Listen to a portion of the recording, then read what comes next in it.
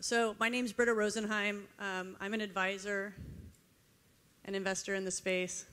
Here we go. I've been focused on the food tech sector for the last 10 years, so it's been really fun to see the evolution.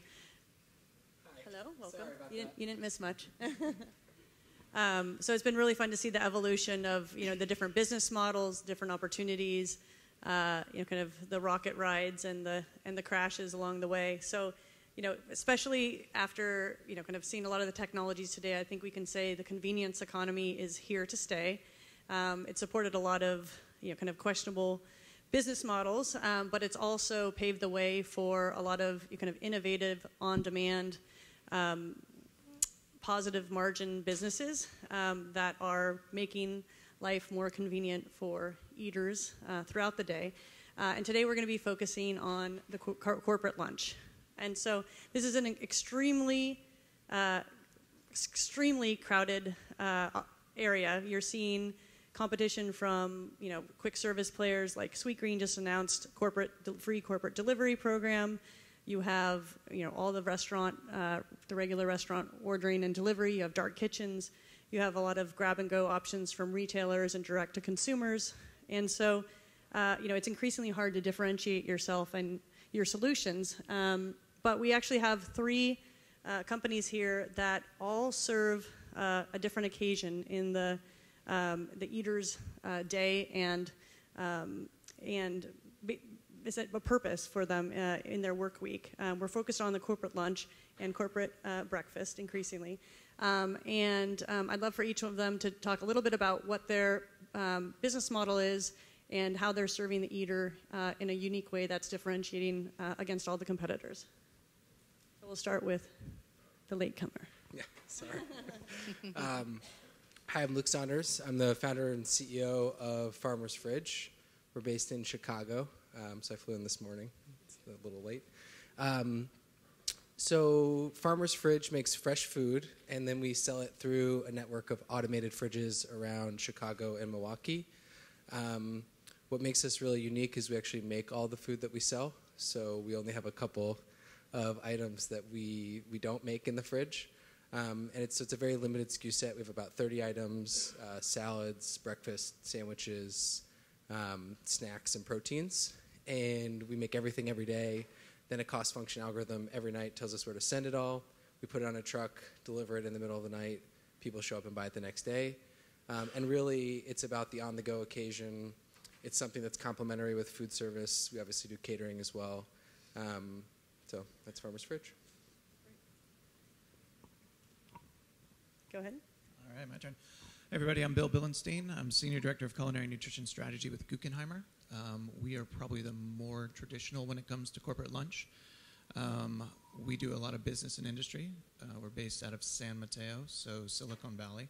So a lot of the large tech companies, also a lot of the large production facilities, movie sites down in LA. We like to think of it as a David and Goliath with the big three that you guys probably all have heard of. We like to say that we embrace our Davidness. We do a lot, just like Luke, and I think a lot of everybody on the panel. It's from scratch cooking, nothing from bags. There is a little bit of stuff, like, say, bakery items if we don't have a bakery, that we will pre-purchase. But it's really about fresh food. It's about delivering on flavor. And for us, it's about delivering an experience as well.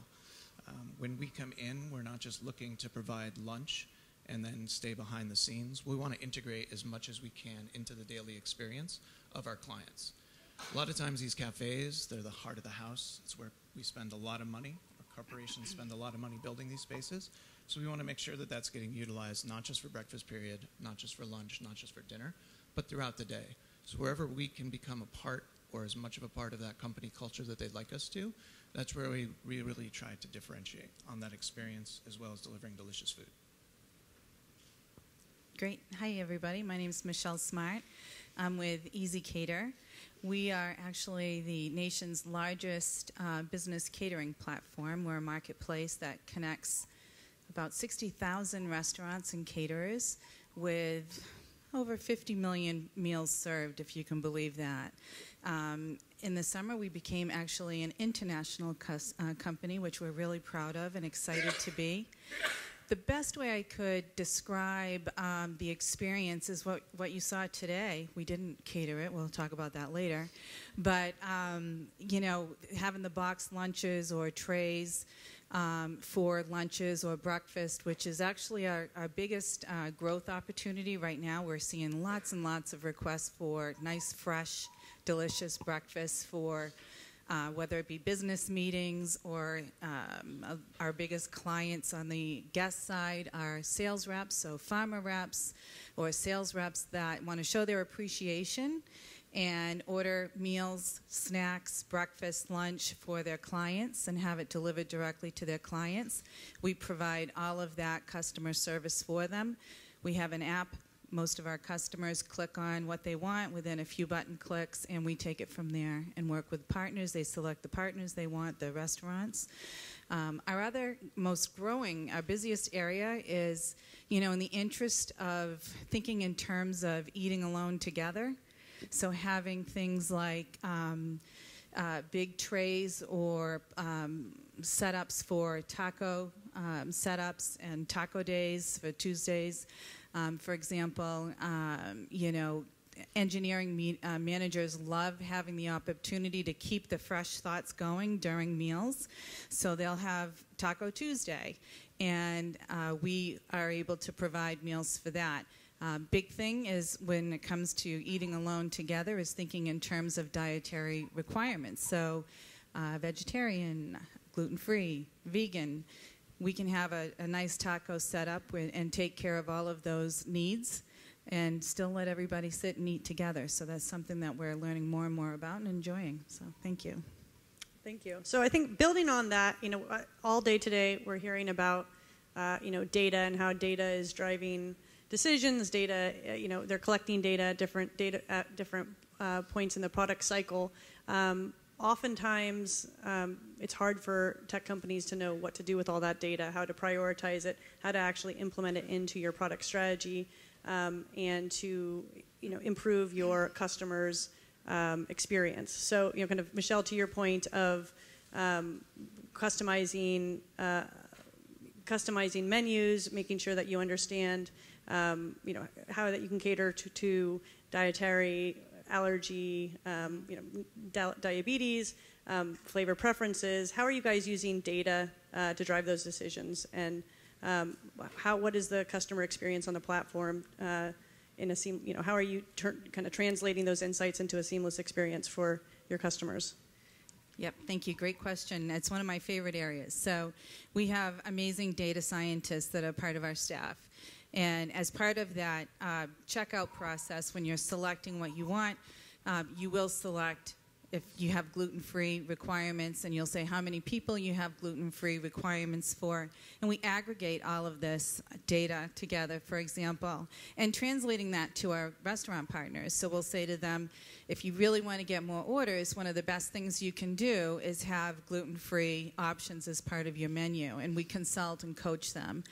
But we gather all of this information. Like I said, we've served over 50 million meals, and that's a lot of data, certainly more than any one of our partners could gather on their own. So we're able to pull it up, aggregate it, push it back down to the restaurants, and then pull it back up through the application and make sure that we have, and we're staying a little bit ahead of the trend. So Mediterranean, for example, is a big trend that we're seeing. Plant-based restaurants that actually support from the root all the way through the entire plant. So it's interesting how our customers are teaching us so much about trends, and it's our responsibility to be responsive to that and be as proactive as we can to make sure our menus reflect that. Bill, you're in a unique position because you have, you know, both kind of offline data that you're collecting as well as online data through, you know, kind of different initiatives around ordering and payments and feedback. What are the most impactful you know, opportunities that you're seeing in terms of collecting data from the choosers? And would you talk a little bit about, you know, kind of rather than eaters, you're thinking about your user base as choosers and how you're using data to inform those? Yeah, I think we are in a little bit different situation, and it could be a plated meal. It could be an order-ahead meal where I think it's a little bit easier to capture and look at this data. because the choosers are then choosing exactly what they want or what they don't want, to the gluten point. So it's an environment where we've got a lot of these things out there. We're thinking through how do we best enable that choice, right? But we don't know what you want when you come up. It would be crazy for me to think that I could figure out what everybody in this room liked, other than just what I liked myself. So we're using data and looking at the way we built our in-house recipe management system to make sure that the nutritionals are accurate, to make sure that we're tapping into G10 numbers, and hopefully that the corporations and companies that we're buying things through are subscribing to that and making sure that things are on the up and up. Then we're giving that power of choice first to our chefs and allowing them to create the menus daily from the recipes, making sure that the information is on whatever platform we may use or any pre-order platforms. But then really up to the guest, and it really comes through elaborate signage and making sure that it's called out what all the choices are. So it may be an all-you-care-to-eat buffet, and there may be a little nosh bar or something on the side with pickles. There might be a little bit of pita or something for fattoush salads. So you've got the ability to choose. You've got the ability to eat for just about any occasion that you want. And we've actually provided the data rather than gathering it now to be able to give you that choice and a safe choice. One example that you gave when we were talking is, historically you would, package salads or entrees with everything you kind of package together, chicken tikka masala, for example, and now you're giving the opportunity to have, tikka masala, but you can add chicken, you can add veggies, and letting people customize their meals even in grab-and-go situations. And it was that. Do you want to talk a little bit about how you're utilizing kind of the compartmentalization of the lunch options to help diners make better decisions?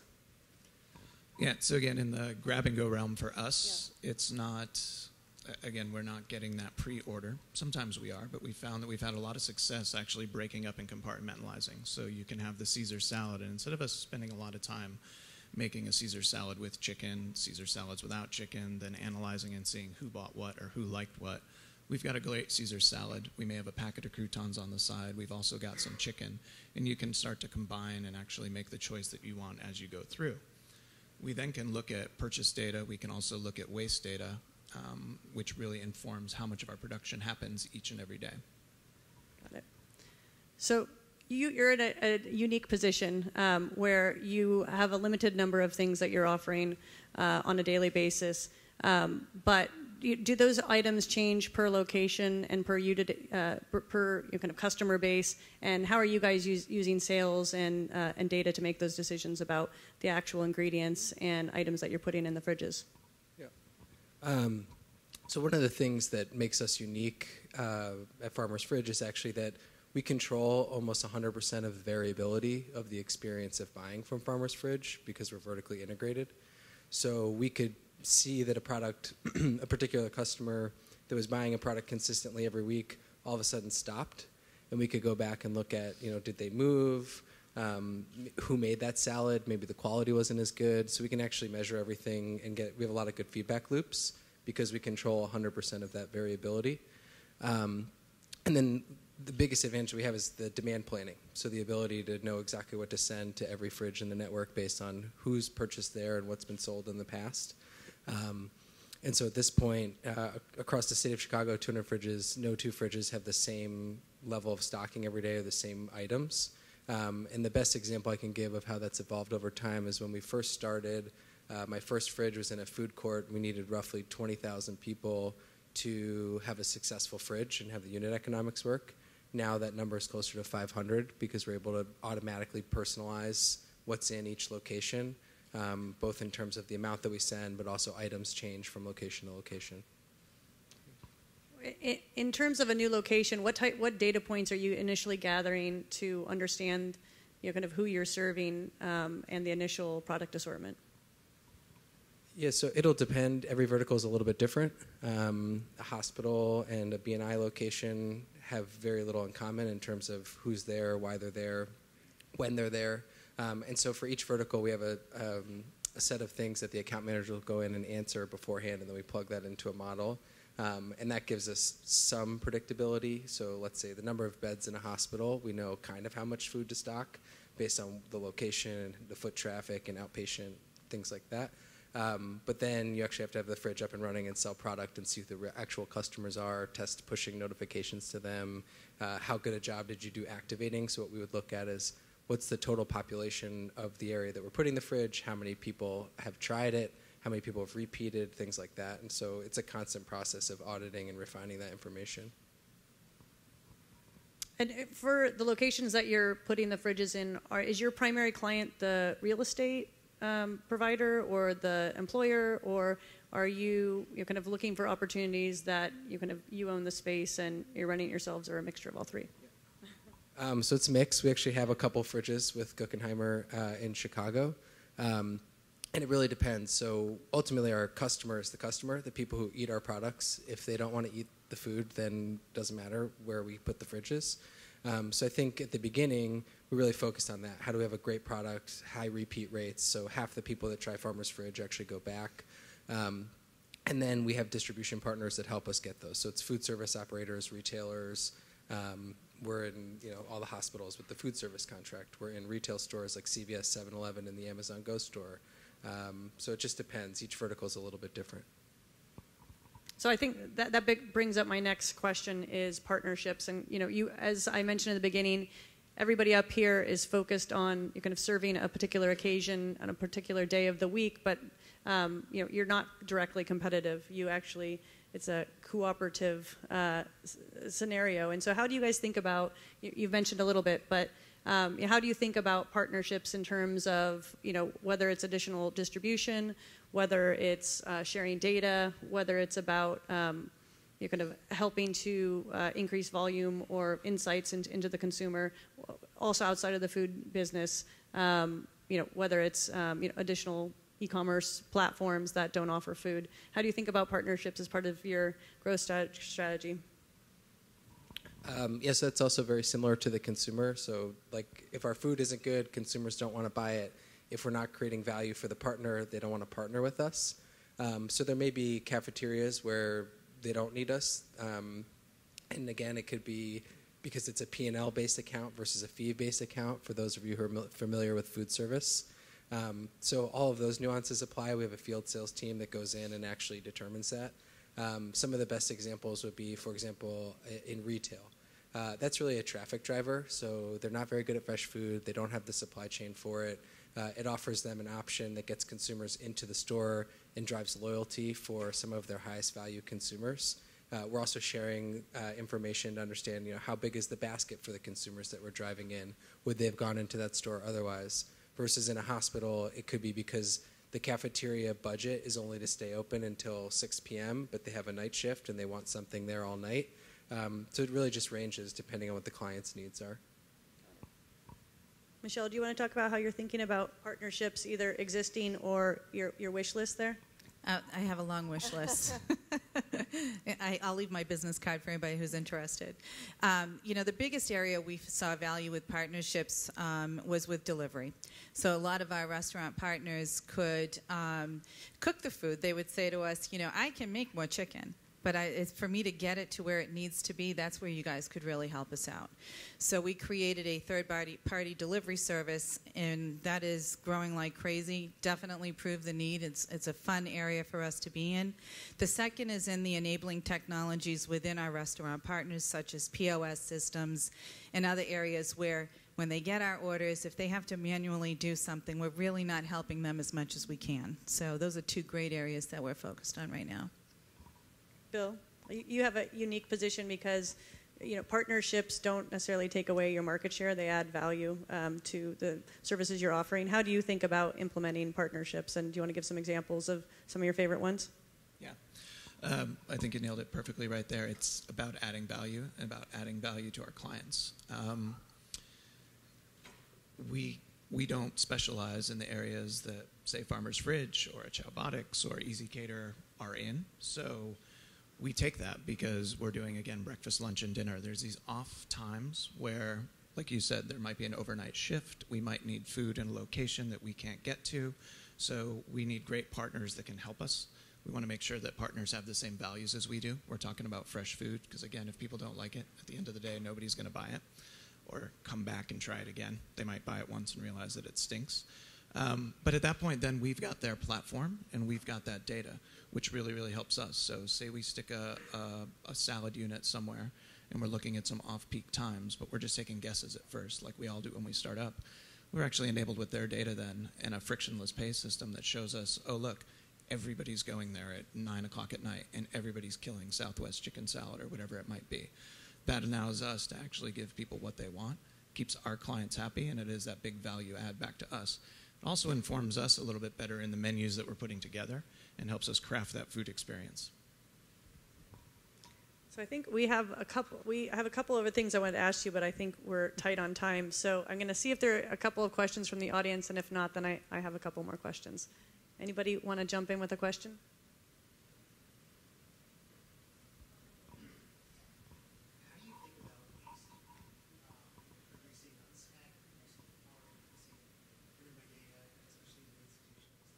So the question is, how do they think about waste? He's in the ghost restaurant business. Everybody has a different version of how you're managing waste, but what are some of the different metrics and lenses that you look towards managing waste? So I would argue like we're as close as possible to zero waste. So we compost everything in the kitchen. We have a recycling program, and then on any food that we don't sell actually gets brought back and donated to the Greater Chicago Food Depository. Because it's a grab-and-go item and it's kept cold the whole time, it's pretty conducive to that versus if it were like a hot meal that had been sitting out for a few hours. So none of the food gets wasted, but in terms of our unsold inventory, that's probably the most important problem that we've solved to be able to do this effectively. And it really comes down to the algorithm that tells us where to send everything in the network every day. And so that's what's enabled us to keep the cost down and scale to 200 fridges. Yeah, sure. For us, we give feedback. We collect feedback from our guests that come through us, and we'll ask. We proactively will poll the audience, if you will, to see if they had waste in their locations, and we provide that feedback back to our restaurants that they might want to change their serving size. Another thing that we're testing right now is rolling out. We actually work with a local kitchen in Boston where we can provide food for those in need, and we're testing that and want to roll that out with our partners and make sure that we're our guests that are coming to make sure that we're addressing those from an after fact. At least it's not going to waste, it's going to those who need it. It's definitely an interesting area and one that we spend a lot of time researching to see how we can continuously improve. I'd say we think about it continuously and from beginning of menu engineering. So like I said, to have data to actually figure out what people are eating and why they're eating it and what to put into there is one thing. A lot of times we don't have that. So we look to engineer our menus to where we can batch cook. And so we'll do a lot of large prep and we'll cook in some batches. And we make sure that we try to mitigate waste there. That way we have another channel for it to go to. We didn't cook it all, we didn't hold it, we have to chill it, we have to donate it. We always look at compost as the very last part of that. All of our kitchens have lean path scales in them, and we're actually starting to look at post-consumer waste now too, because again, the POS will tell you what they bought, but it doesn't always necessarily tell you that they ate it all. Or to your point, portion size might be a little large. So how are you analyzing the post-consumer waste? With scales. So okay. Yeah, lean path is helping with that, but we've also got some in-house as well that we're working with. And then within our menu core platform, our recipe development platform, we've got some waste capture built in there as well. So it's not an exact science, but it's something we're very passionate about. We're also opening up some programs in the afternoon. Again, we've got these spaces where people aren't in late in the afternoon. So whatever we can repurpose or give food another chance to go through there. So it might be light afternoon teas or snacks or things like that. But it's honestly, my chefs are learning to love it. The ones that have been with me for a long time really do love it, and it's taken me a long time to really embrace data as a chef. It solves a lot of the guesswork, and it takes a lot of the waste out of the situation.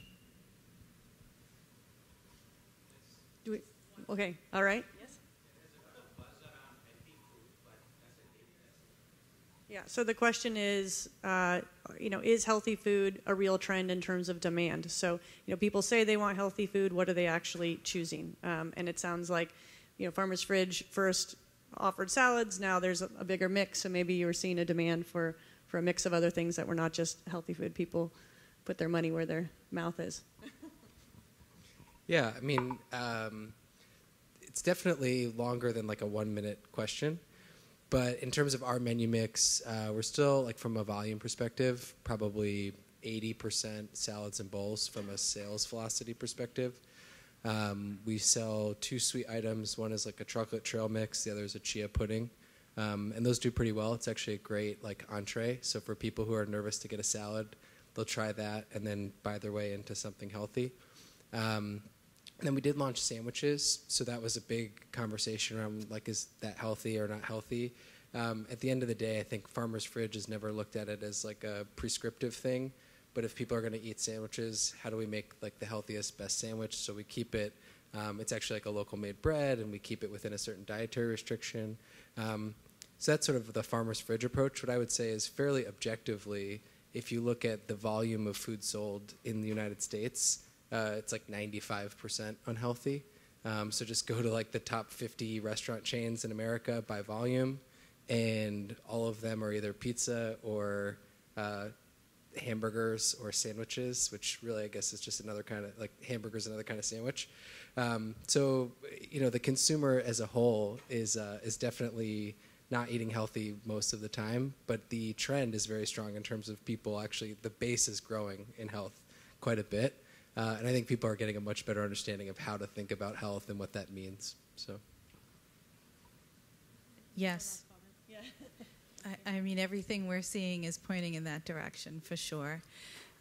We have, when we look at our top partners that are doing the best, those that carry very strong choices in the healthy, you know, whether it be vegetarian or, again, Mediterranean is definitely growing.